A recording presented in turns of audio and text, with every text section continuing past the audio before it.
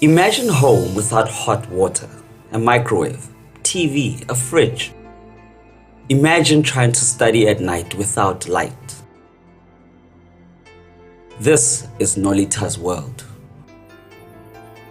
You may think that Nolita has no electricity, but in fact, she's only here because of electricity. The story of electricity is the story of life itself.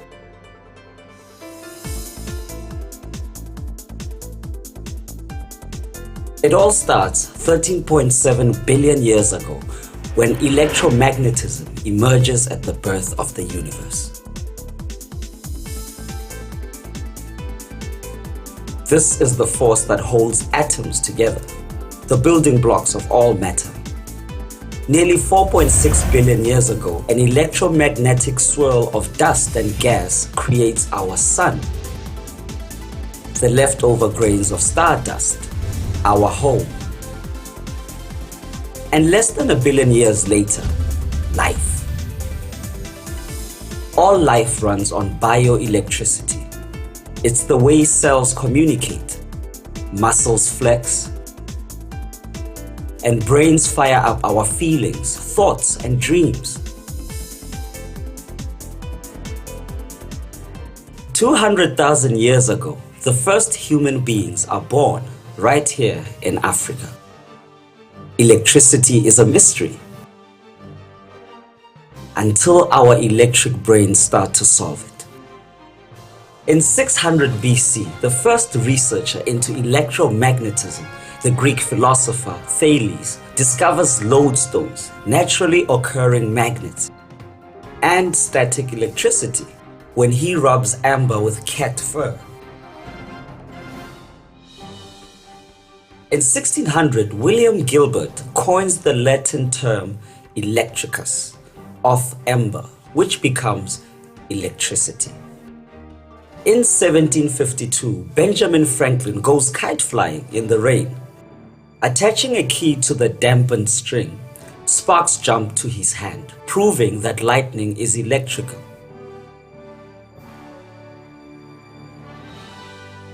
Don't try this at home. The next few decades bring a flurry of invention. 1800, Alessandro Volta, the battery. In 1831, Michael Faraday, electric motor. In 1878, Joseph Swan, light bulb.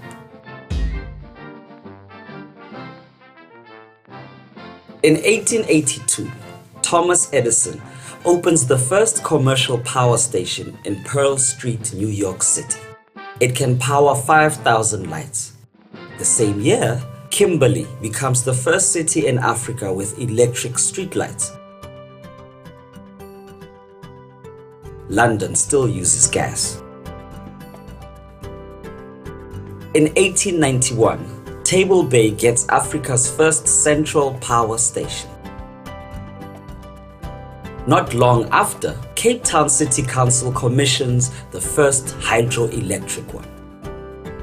In 1894, the company Siemens and Halska supplies electricity to Johannesburg and Pretoria. A year later, the Rand Central Electric Works builds the first commercial power plant in Brakpan. Water for the plant is bought from President Paul Kruger's farm, Geduld.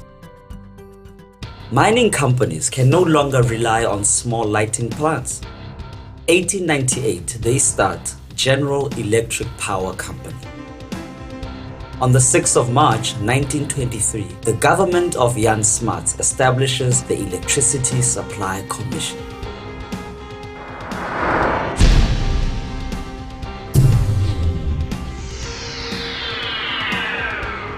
Today, Eskom generates 95% of electricity in South Africa and 45% in Africa.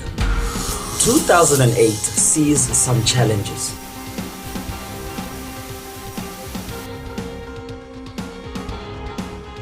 But we are meeting them with one of the biggest expansions in our history, Medupi. a project 4 times the size of Gautrain, will be the biggest dry-cooled power station on the planet. With this and many other projects, we will double our capacity to 80,000 megawatts by 2026.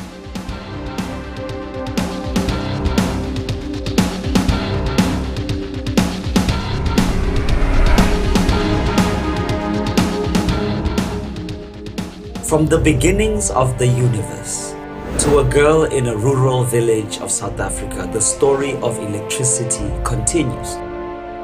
Tomorrow, Eskom will connect Nolita's house to the grid. How will that change her life? How will you help create more happy endings for the Nolitas of our continent?